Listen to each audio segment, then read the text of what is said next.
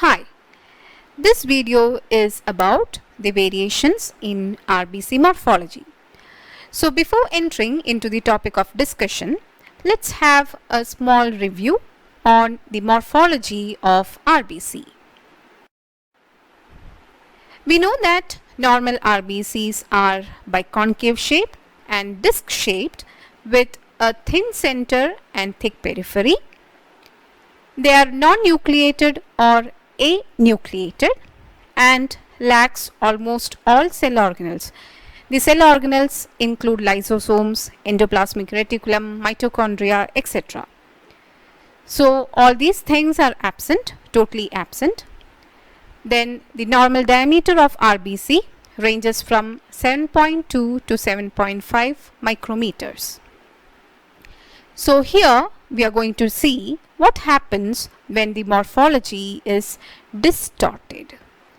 Variable abnormal RBC morphology is found in various pathological conditions. And what are those conditions called and how we identify them, etc. are the key points of discussion in this video. It's pretty crucial to identifying and diagnosing many hematological procedures. And the main morphological features affected are size, shape, color and inclusion bodies. So here we are going to discuss on each and every morphological feature that gets affected. The variation in size is called anisocytosis, or it's also pronounced as anisocytosis.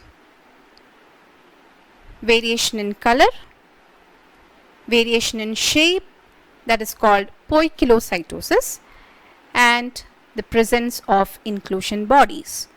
So these are the four features, or these are the four types of variations.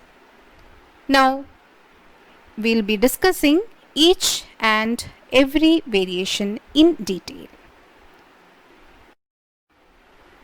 So the first thing to discuss is about anisocytosis or anisocytosis, which is the variation in the size. Normal RBCs have a diameter of 7.2 to 7.5 micrometers, which we discussed already, and RBCs with this normal diameter are called normocytes. Normo indicates normal and cytes indicate cells.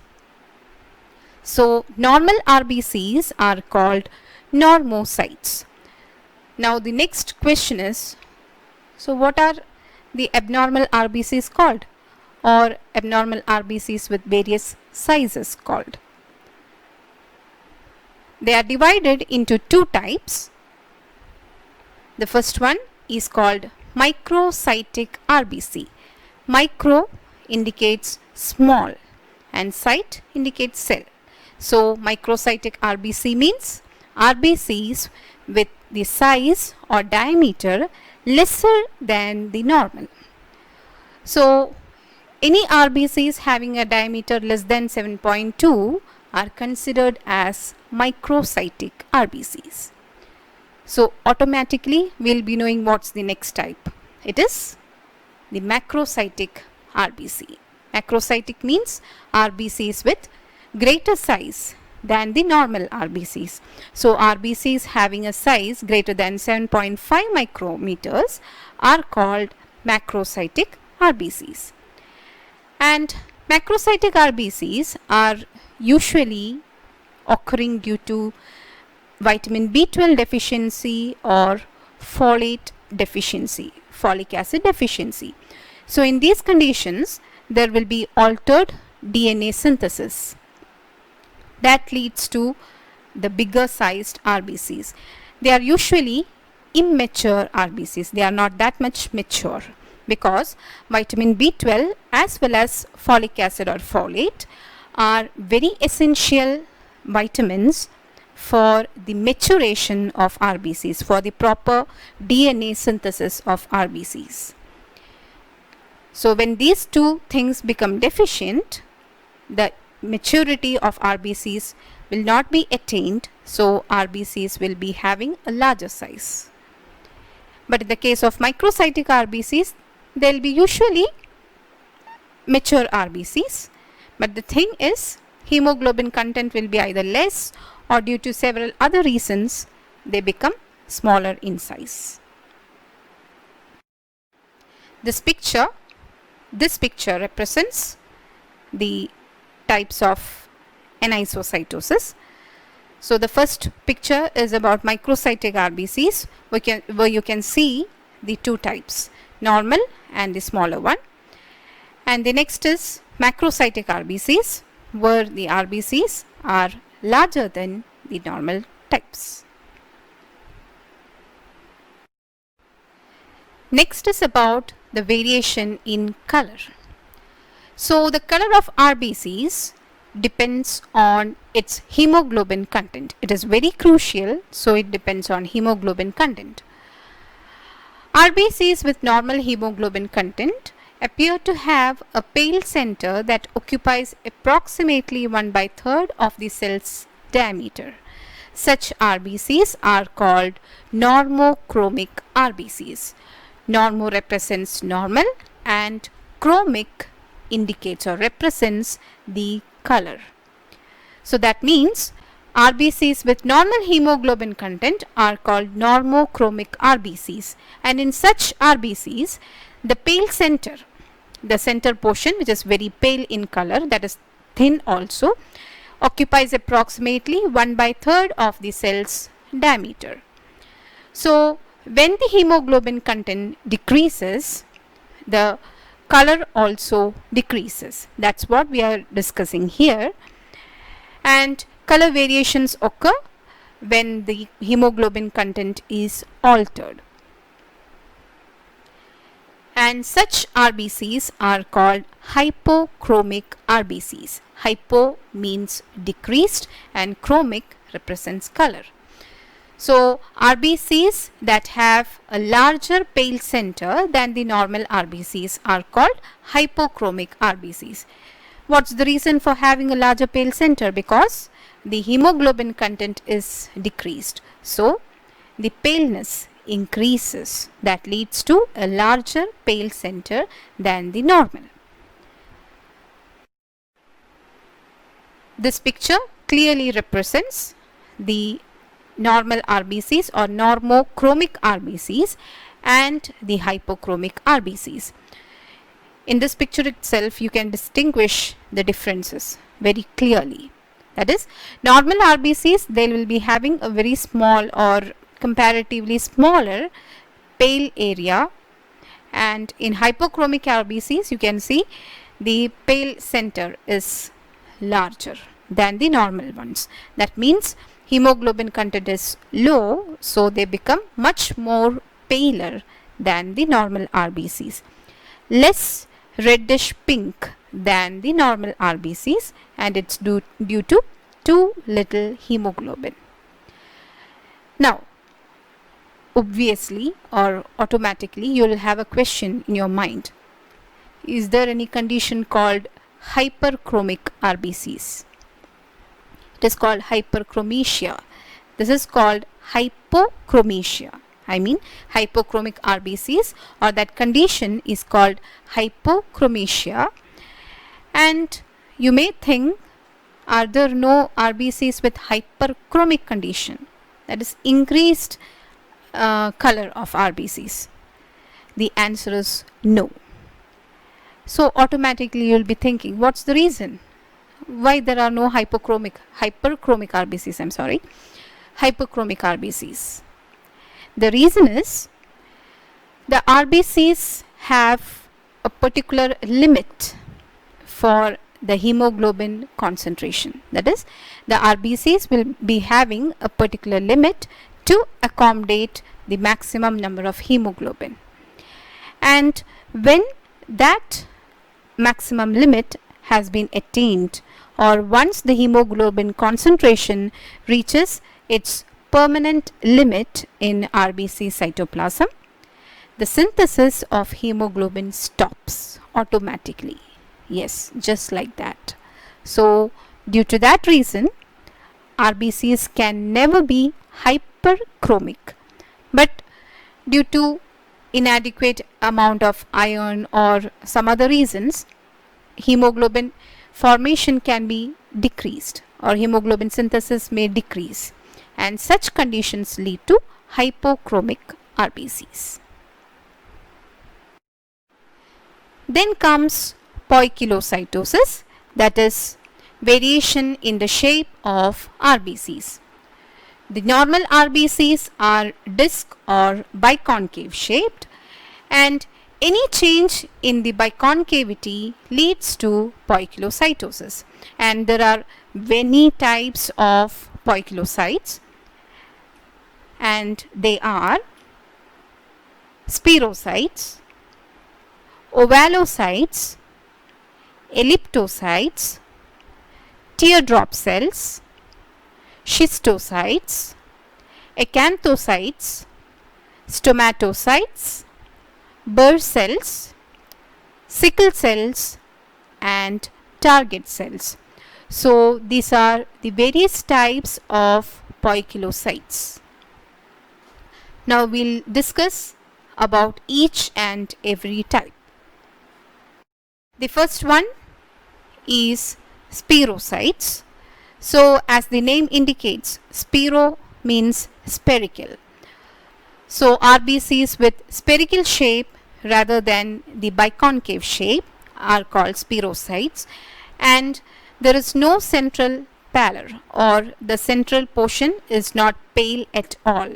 It is totally red in color because it lost, that means the RBC lost its biconcavity and it attained a spherical shape. So the central pale portion is completely lost. And it is found in conditions like hereditary spirocytosis, hemolytic anemia, transfusion reactions, snake venom, etc. Then comes ovalocytes, and as the name indicates, RBCs with oval shape are called ovalocytes. And it is found in conditions like iron deficiency anemia, thalassemia major, etc. Then comes elliptocytes. They are also called pencil cells because they are elongated narrow cells. It is also found in iron deficiency anemia, thalassemia, etc. Thalassemia is a type of hemoglobinopathy, that is, any damage or problem with hemoglobin synthesis or hemoglobin, especially the globin synthesis, leads to thalassemia. We'll be discussing about this disease in another context.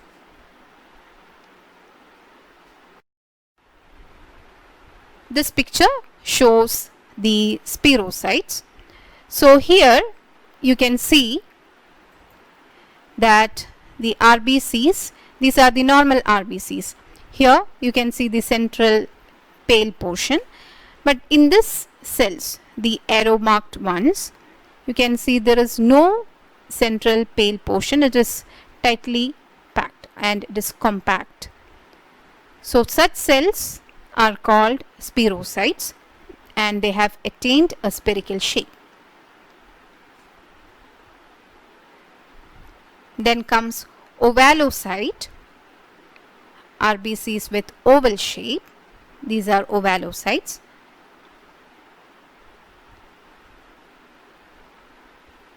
And these are elliptocytes or pencil cells.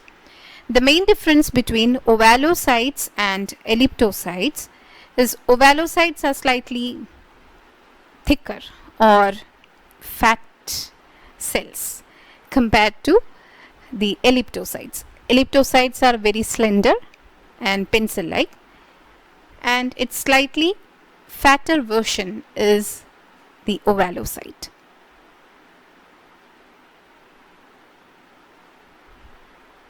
In this picture you can see both of them. Elliptocytes are little more slender compared to ovalocytes. Then comes teardrop cells, RBCs with the shape of a teardrop or pear-shaped. It is found in iron deficiency anemia, thalassemia, etc. The next type is schistocytes, and they are fragmented or triangular shaped RBCs. It will be broken down into several fragments. That's why it is called schistocyte. It is found in conditions like uremia, mechanical hemolytic anemia, severe burns, toxins, drugs, etc. Now, uremia is a condition involving abnormally high levels of waste products in blood, occurs when kidneys no longer function properly, and it is the final stage of chronic kidney disease. And mechanical hemolytic anemia, first of all, hemolytic anemia represents a type of anemia where there is excessive hemolysis or breakage of RBCs. When any sort of external pressure or external factors lead to excessive breakage of RBCs, that condition is called mechanical hemolytic anemia. Now, the external factors or external materials that leads to excessive hemolysis may be like drugs, toxins, then chemicals, etc. So, any such sort of mechanical factors that leads to excessive breakage of RBCs cause mechanical hemolytic anemia. Then the next type is called acanthocytes, which is otherwise known as spur cells, S-P-U-R, spur cells. They are irregularly crenated cells with irregularly spaced sharp projections. Crenated cells are shrunken cells, that is RBCs that have totally shrunken. The water content inside the RBCs will have been escaped to the surroundings, so the RBCs will shrink and there will be many irregularly spaced sharp projections on the surface. It is found in liver diseases, post-splenectomy, alcoholism, etc. This picture shows the teardrop cells. You can see that the RBCs have lost its biconcavity and have attained a shape of a teardrop. Then comes schistocytes with RBCs that are fragmented or they'll be having a triangular shape.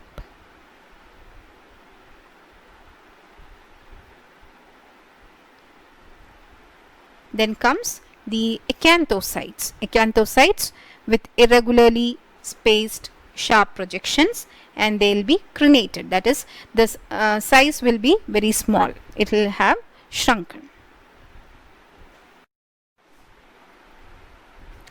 Next is stomatocytes, RBCs with a central linear slit seen as a mouth shape in peripheral smear.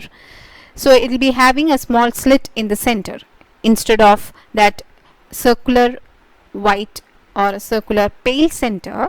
It will be having a linear slit in the center. It is found in excessive alcoholism, liver disease, hereditary somatocytosis, etc. Then comes the Burr cells, RBCs with uniformly spaced pointed projections on their surface. They are also known as echinocytes. It's just the opposite of acanthocytes, which we discussed previously. Acanthocytes are called spur cells, and the peculiarity of acanthocytes is that they have got sharp pointed projections which are irregularly spaced. Here in the case of Burr cells, the pointed projections are uniformly spaced and they are also known as echinocytes. It is found in hemolytic anemia, uremia, etc. Then comes sickle cells. It will be very familiar to all of you. RBCs with the shape of a sickle, and it is the main feature of a condition called sickle cell anemia. Then comes the last type of poikilocyte, that is the target cells. Hypochromic RBCs showing central spot of hemoglobin are called target cells. That is, there will be a small spot in the center. It is found in obstructive liver disease, hemoglobinopathies, thalassemia, post-splenectomy, etc. Now, these are called stomatocytes. Here in this picture it's very clear that instead of the central circular pale center, you will be seeing a slit like pale center. That's the difference. That's the stomatocyte.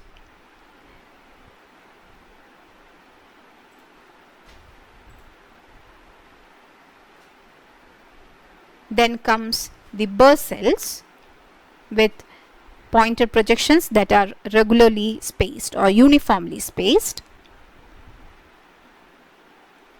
Then sickle cells, and finally the target cells with a central spot of hemoglobin. So these are the various types of poikilocytes.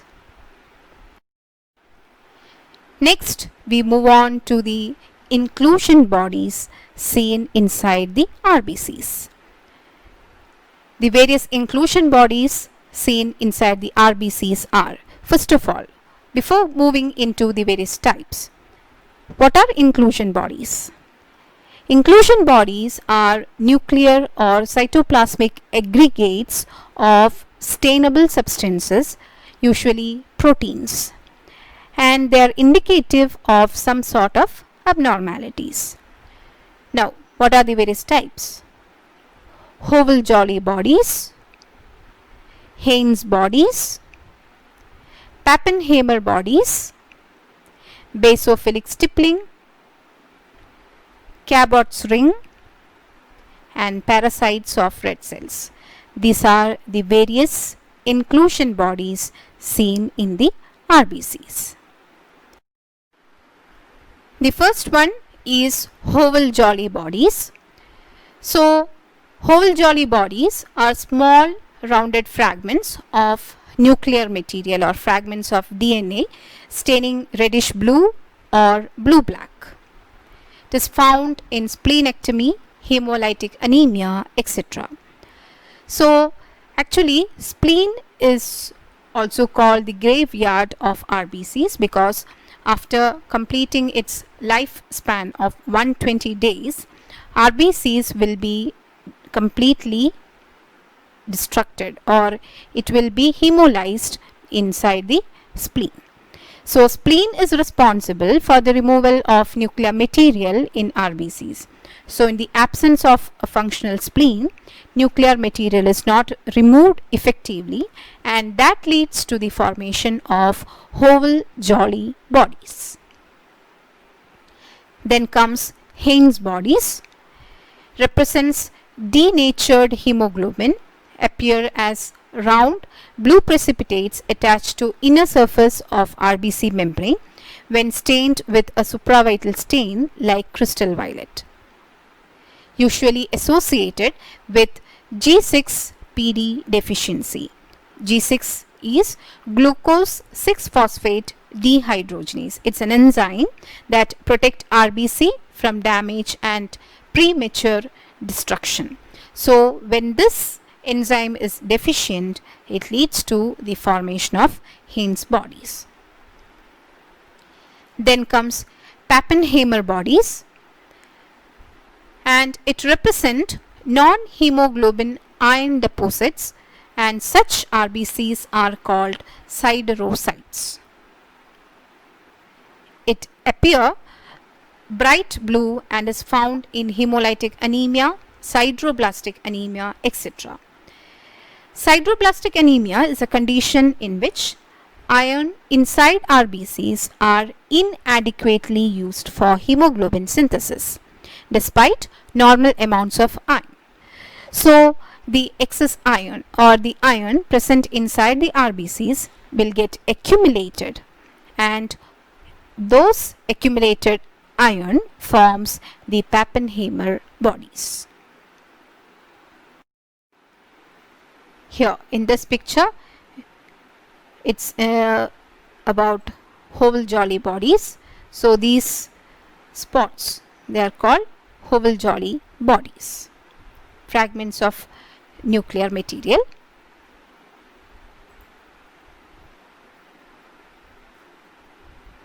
Then Haynes bodies. The denatured hemoglobin is seen as a spot on the membrane of RBCs.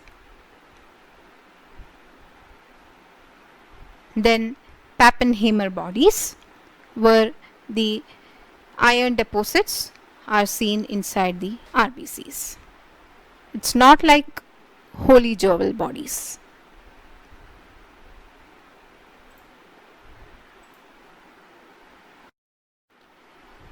Then comes basophilic stippling. These are considerable amount of small basophilic inclusions in RBCs which represent precipitated RNA. It is found in thalassemia, liver disease, lead poisoning, etc. Then Cabot's rings. They are reddish blue thread-like rings in RBCs which are the remnants of nuclear membrane. They are very rare finding in patients with severe anemia, lead poisoning, etc. And the last one is parasites of RBCs. Usually malarial parasites may be present in various forms like trophozoite, schizont, etc. This is basophilic stippling. You can see basophilic materials inside the RBCs. Cabot's rings, small ring-like structure seen inside the RBC. The small rings seen inside the RBCs. Then malarial parasites. These are the small malarial parasites seen inside the RBCs.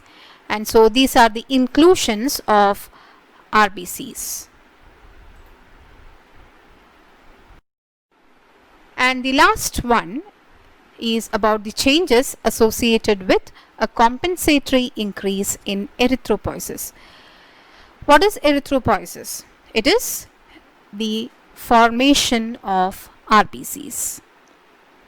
Now here in this small topic we are going to discuss about the changes that happens when there is an increase in erythropoiesis. The first type is polychromasia. It refers to RBCs of multiple colors, particularly grayish blue. This is due to differing amounts of hemoglobin in each cell, which is due to inappropriate premature release of RBCs from bone marrow. In certain anemic conditions, when the RBC in the blood or when the RBC count in the blood decreases extremely, the bone marrow will be forced to release RBCs even though in the premature or immature state to the circulatory system or into the circulation, so that the RBC count will be compensated and to some extent the functions of RBCs can be carried out.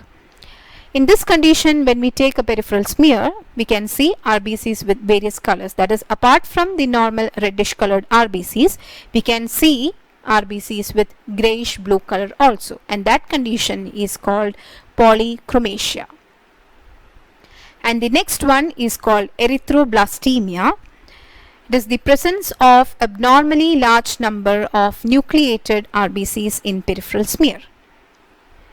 It is a characteristic feature of hemolytic disease of newborn, which is called erythroblastosis fetalis. It is a condition called Rh incompatibility. We know that the blood, human blood, is divided into groups. It is mainly divided into two groups, that is ABO system and Rh system. ABO system is again divided into four types, that is A blood group, B blood group, AB group and O group. And Rh system is divided into two, that is Rh positive and Rh negative. And the blood is divided into these types of groups based on the based on the blood group antigens present on the RBC membrane. So in particular we are discussing about erythroblastosis fetalis. So the main antigen that comes into the scene is Rh antigen. And this condition occurs when the mother is Rh negative and the baby is Rh positive. So what happens is that usually as the placental barrier is there, the maternal blood and the fetal blood never gets mixed. When the fetus is inside the mother, it never gets mixed. And so if the mother is Rh negative and the baby is Rh positive, till the time of delivery there won't be any issues. And at the time of delivery, when the umbilical cord is being sutured or cut, when it is cut, some amount of the fetal blood may enter into the maternal circulation. And the peculiarity of the fetal blood is that it contains Rh antigen, but the maternal blood is devoid of Rh antigen. So it's a new thing into the maternal blood. What happens next is antibodies against this Rh antigen will be produced and it will stay inside the mother's body. But by this time the first baby will be out, the delivery will be over, so the first baby escapes from its issues. What happens next is when the mother conceives for the second time with an Rh positive fetus again, it will automatically find out this Rh antigens, or the maternal Rh antibodies will enter into the fetal circulation through the placental barrier, because those antibodies have the ability to cross the placental barrier. It enters into the fetal circulation and it will destroy the Rh antigen, and that leads to the destruction of RBCs. So it may sometimes lead to abortions, stillbirths, and those fetus or those babies that escape from those conditions will develop jaundice or hemolytic disease after birth. And in those conditions, again, since large amounts of RBCs are hemolyzed, the bone marrow of the fetal body will be forced to release immature RBCs or nucleated RBCs into circulation, and that leads to erythroblastemia. It's also seen in severe anemia, splenectomy, etc. This is polychromasia. In this picture you can see the normal, apart from the normal reddish colored RBCs, you can see some purplish colored or grayish colored RBCs also. And erythroblastemia, here you can see nucleated RBCs. And so these are the various types of RBCs with variations in the morphology. And thank you.